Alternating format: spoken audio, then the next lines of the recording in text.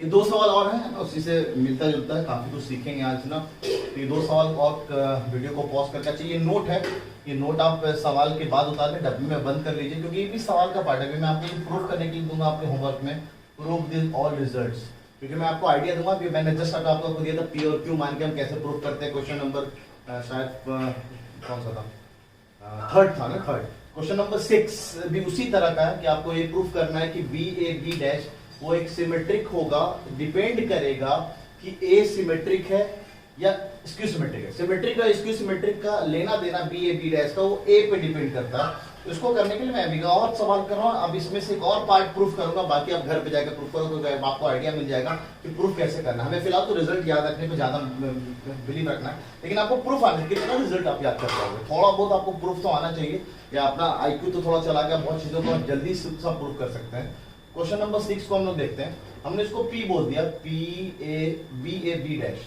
अगर हम ये दिखाना है कि ये ट्रांसपोज के बराबर अगर आ जाए तो ये सिमेट्रिक हो जाएगा, और अगर यहाँ पे माइनस टाइम P ट्रांसपोज आ जाए तो ये स्क्यू सिमेट्रिक हो जाएगा। तो वो डिपेंड करेगा A पे, ये बात को प्रूफ करना है। तो ठीक है, जरा इसका एक बार ट्रांसपोज ले लेते हैं। ट्रांसपोज लेंगे तो B A B डैश का ट्रांसपोज। अच्छा, मल्टीप्लिकेशन वाली प्रॉपर्टी शायद याद होगा आपको, इंटरचेंज होकर ट्रांसपोज लगेगा। तो बी ट्रांसपोज पहले आएगा, फिर ए आएगा, फिर बी आएगा। अब इन सब पे अलग अलग ट्रांसपोज, यहाँ ट्रांसपोज, यहाँ ट्रांसपोज, यहाँ ट्रांसपोज। तो ट्रांसपोज के ऊपर ट्रांसपोज, ये बी बन जाएगा, ये ए ट्रांसपोज ही रहेगा और ये बी ट्रांसपोज हो जाएगा। जरा इन दोनों को गौर फरमाइए, ये दोनों एकदम सेम लिखे हुए। तो अब अगर ए बी और बी और बी और बी, बस यहाँ बीच में फर्क है ना, ए और ए ट्रांसपोज। अगर ए और ए ट्रांसपोज बराबर हो जाए, ए सिमेट्रिक हो जाए, है ना, ए अगर सिमेट्रिक होगा तो उस केस में हम पी ट्रांसपोज जो निकालें उसको हम बी ए ना, ए ट्रांसपोज को फिर से ए लिख देंगे तो बी के बराबर हो जाए। तो इस केस में पी टी और पी दोनों बराबर हो गया, तो ये बात प्रूफ हो गया। अगर ए सिमेट्रिक तो पी भी सिमेट्रिक।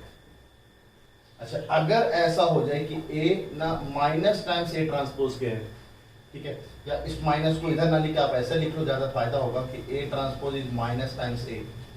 तो इसको माइनस टाइम्स ए लिख देंगे, यानी हम पी ट्रांसपोज फिर यहाँ बी, ये माइनस टाइम्स ए लिख दिया, ये बी। अभी माइनस आगे आ जाएगा ना, कांस्टेंट है, तो ये बी ए बी ट्रांसपोज। ये वाला चीज और ये वाला चीज बस एकदम सेम है, बस आगे एक माइनस आ गया। तो आगे एक माइनस आ गया तो हम लिख सकते हैं ये माइनस टाइम्स पी है। तो अब हम बोल सकते हैं कि यहाँ पे अगर ए, इसका क्या मतलब हुआ, ए वॉज स्क्यू सिमेट्रिक। अब ए अगर स्क्यू सिमेट्रिक है तो पी भी हमारा स्क्यू सिमेट्रिक निकल के आया। तो ये डिपेंड किया ए और बी पे, है ना। 2013 में आईआईटी एडवांस में ये सवाल आया था। 2013 से एडवांस का फंडा शुरू हुआ था। एमसीक्यू में सवाल था, स्ट्रेट ट्रू एंड फॉल्स, एक से ज्यादा ऑप्शन सही हो सकते थे। तो एक ऑप्शन तो ये वाला था, ठीक है, एक ऑप्शन में ये था और एक ऑप्शन में ये वाला पड़ा हुआ था। मतलब ऑप्शन ए और बी, और दो ऑप्शन और भी थे, याद नहीं आ रहा। तो ये ट्रू है या फॉल्स है ना, तो ये आपको पता है, ये वाला चीज अगर लिखा है, इसलिए मैंने यहाँ पे शो दैट करके दे रखा है। तो एडवांस में जो जो आपको नोट लिखा है तो उसमें 4 ऑप्शन तो बनाए जा सकते हैं यार। Which of the following option is true, एक को गलत कर दिया जाए, है ना। जैसे यहाँ पे मान लीजिए ए बी माइनस बी ए, इस स्क्यू सिमेट्रिक की जगह सिमेट्रिक लिख देता तो ठीक है। तो इस तरह से एडवांस में है ना, ये आप समझ लो 2013 के एडवांस का सवाल आपने सॉल्व कर लिया। तो लगे अगर बात आ रही है एडवांस को, तो इसी वाले सवाल को भी देख लेते हैं एक बार। कहता है ए और बी सिमेट्रिक मैट्रिक्स है, ए और बी सिमेट्रिक मैट्रिक्स है। तो इस वाली बात को हम प्रूफ कर रहे हैं। बाकी पार्ट आपको खुद घर पे जाके प्रूफ करना है। अगर आपको फीलिंग लानी है, एडवांस लेवल की तैयारी करनी है, तो बिल्कुल कुछ चीजें आपको जो मैं होमवर्क दूं वो घर पे जाके प्रूफ जरूर करें। ए सिमेट्रिक है नहीं, ए और ए ट्रांसपोज बराबर, बी सिमेट्रिक है नहीं, यानी बी और बी ट्रांसपोज बराबर। तब आपको ये बताना है ए बी माइनस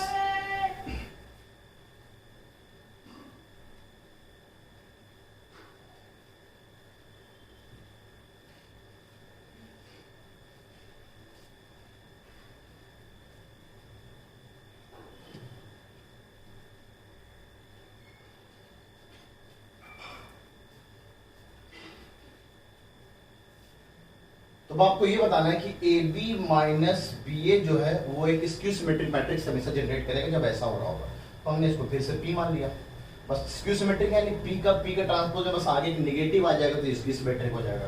तो ठीक है ना सर, इसका हम लोगों ने ट्रांसपोज लिया, ए बी माइनस बी ए का होल ट्रांसपोज। तो ये क्या हो जाएगा, ए बी पे भी ट्रांसपोज आ जाएगा और बी ए पे भी ट्रांसपोज आ जाएगा। अच्छा, अब ट्रांसपोज की प्रॉपर्टी से ट्रांसपोज यहाँ पे उलट जाएगा, बी ट्रांसपोज ए ट्रांसपोज। यहाँ पे भी ट्रांसपोज घट जाएगा, ए ट्रांसपोज पहले आएगा फिर बी ट्रांसपोज। और अगर ये कंडीशन होल्ड कर रहा है तो इसको हम लोग बी लिख सकते हैं, इसको हम लोग ए लिख सकते हैं, और इसको हम लोग ए लिख सकते हैं, इसको हम लोग बी लिख सकते हैं। ये और ये में बस एक फर्क है माइनस का। देखिए यहाँ ए बी है, यहाँ पे ए बी है, तो हमने माइनस को कॉमन ले लिया, अब लिख दिया इसको ए बी माइनस बी है। तो ये इनडायरेक्टली क्या लिखा हुआ है, ये लिखा हुआ है आपका पी, तो ये माइनस टाइम्स पी, तो पी का ट्रांसपोज माइनस टाइम्स पी के बराबर आ गया। यानी सच में अगर ऐसा कंडीशन होल्ड कर रहा तो ये वाला मैट्रिक्स जो लिखा होगा वो हमेशा स्क्यू सिमेट्रिक मैट्रिक्स होगा। ठीक है, तो इस तरह से आप ये क्वेश्चन है पार्ट नंबर बी, और बाकी भी पार्ट अगर ए और बी सिमेट्रिक है तो ये दोनों सिमेट्रिक होंगे, बाकी ये वाला स्क्यू सिमेट्रिक। ए और बी स्क्यू सिमेट्रिक होगा तो ये दोनों स्क्यू सिमेट्रिक। देखिए आप जरा साइन में फर्क हुआ, निगेटिव वाला हमेशा स्क्यू सिमेट्रिक रहा है, ऐसे याद कर सकते हैं, और पॉजिटिव वाला सिमेट्रिक रहा है। और a प्लस बी और a माइनस बी जो है वो जो दे रखा वही रहता है ना, प्लस करने से माइनस करने से आपको बताया था सिमेट्रिक सिमेट्रिक रहेगा, स्क्यू सिमेट्रिक है तो स्क्यू सिमेट्रिक रहेगा। ठीक है, तो ये मैं नोट का भी पार्ट को यहाँ पे प्रूफ कर दिया हूँ। अब आते हैं जरा क्वेश्चन नंबर 7 में, है ना। क्वेश्चन नंबर 7 कहता है कि a और b अगर सिमेट्रिक है देन विच इज या r करेक्ट ना, इज या r लिख दें आप यहाँ पे, इज या r, क्योंकि ये एक MCQ का सवाल है। MCQ मतलब एक से ज्यादा ऑप्शन यहाँ पे सही हो सकते हैं, तो इसका आंसर आप करें, पहले हम लोग ट्राई करें, लेकिन डायरेक्ट कह रहा है ए और बी सिमेट्रिक है, ए और बी सिमेट्रिक है, यानी ए और बी सिमेट्रिक है, यानी इन दोनों को पहले मल्टीप्लाई कर लेते हैं ना। तो ये मैट्रिक्स हमारा 1 -2 3 1 -1 और 2, और ये हो गया 1 y माइनस एक्स माइनस 1, और ये हो जाएगा x 1 और 2। ए और बी अगर सिमेट्रिक है तो ध्यान देंगे कॉन्जुगेट एलिमेंट सेम होगा। इस बात को यूज करके हम लोग इक्वेशन को प्रूव कर सकते हैं ये बात सही है नहीं। ठीक है, और ये वाली बात को अगर हमें देखना है तो हमें x और y को भी निकालना पड़ेगा, यानी हमें बी मैट्रिक्स मिल जाए तो हमारा काम हो जाएगा। ठीक है, तो ये हमारा a था, ये हमारा b था, हम दोनों को मल्टीप्लाई कर रहे हैं, तो ये वाला रो जाके इस वाले रो इस वाले कॉलम से जाके मल्टीप्लाई होगा। ठीक है, तो ये 3 रो 2 कॉलम, और ये 2 रो 3 कॉलम, तो एक 3 बाई 3 का मैट्रिक्स बनने वाला है ना, एक 3 बाई 3 का मैट्रिक्स बनने वाला है। जरा देखते हो 3 बाई 3 का मैट्रिक्स क्या आ रहा है। तो ये हो जाएगा सर आपका 1, ये हो जाएगा माइनस का 2x पहला एलिमेंट। अब ये जाके इससे मल्टीप्लाई होगा, और ये जाके इससे मल्टीप्लाई होगा, तो हो जाएगा y माइनस एक्स माइनस 2, ये जाके अब इससे मल्टीप्लाई होगा तो -1 और माइनस माइनस माइनस माइनस -2, तो ये माइनस का 5 हो जाएगा। तो पहला रो इसका इस तरह से तैयार हो गया। दूसरा ये वाला रो अब जाके इस वाले कॉलम से मल्टीप्लाई होगा, तो ये बन जाएगा 3 + x, ये जाके इससे मल्टीप्लाई होगा तो ये बन जाएगा 3y माइनस 3x प्लस का 1, ये जाके इससे मल्टीप्लाई हो जाएगा तो -3 + 2 -3 + 2 इज -1, और इसको जब हम इससे कैलकुलेट करेंगे इसके रो से, तो यहाँ निकल के आएगा -1 और प्लस का 2x, ये बन जाएगा -y प्लस x, ये वाला इससे, ये वाला जाके इससे, तो प्लस का 2, और ये वाले भाई साहब इससे तो प्लस का 1 और 2 + 2 यानी 5, 2 + 2 यानी 2 × 2 4, 4 + 1 इज 5, ये रिजल्ट आ जाएगा 5। अब ये है आपका a × b, और a × b आपको दे रखा है सिमेट्रिक है। सिमेट्रिक है तो बस कहानी शुरू, ये वाला चीज इसके बराबर हो जाएगा, ये वाला चीज इसके बराबर हो जाएगा। ठीक है, ये वाला चीज इसके बराबर हो जाएगा, तो हमें बस 2 रखा, तो यानी ये वाला क्वांटिटी को मैंने इससे बराबर कर दिया, तो 3 + x जो है वो y माइनस एक्स माइनस 2 के बराबर। ज्यादा आसान ये x को हम यहाँ से कैलकुलेट कर सकते हैं, -1 प्लस का 2x इक्वल्स टू -5, यहाँ से कैलकुलेट किया तो 2x इक्वल्स टू -4, तो x इक्वल्स टू -2, x की वैल्यू -2 आई। अब इस -2 को यूज कर लेते हैं यहाँ पे, तो 3 - 2 is equals to y plus 2 minus का 2, ये गया गायब, तो y इज इक्वल्स टू 1 निकल के आया। ठीक है, तो x equals to -2, y equals to 1। अब जरा चेक करते हैं कि इनमें से कौन कौन सा पार्ट सही है। तो x का स्क्वायर किया तो 4, 4 + 1 5, एकदम बात सही है। ये वाला भी हम लोग चेक करते हैं, पहले इसको चेक करते हैं। 2 टाइम्स y यानी 2 और माइनस का 2 0, ये भी एक सही है। और 2x + y + 3, 2 टाइम्स x किया तो -4 + 1 + का 3, रिजल्ट 0, यानी ये भी सही है। और जरा b को कैलकुलेट करते हैं ना, b को कैलकुलेट करते हैं तो b निकला हुआ है 1, और x की वैल्यू कितनी आई, x की वैल्यू आई -2, और ये y -2 यानी 1 माइनस माइनस यानी प्लस का 3, और ये कितना लिखा हुआ है 1, और ये है -1, और ये है आपका 2। तो जरा इसको ट्रांसपोज लेते हैं, ट्रांसपोज लिया, ट्रांसपोज लेने से 1 3 -1 -2 1 और 2, 1 3 -1 -2 1 और 2, एकदम ये बात भी सही लिखा हुआ है।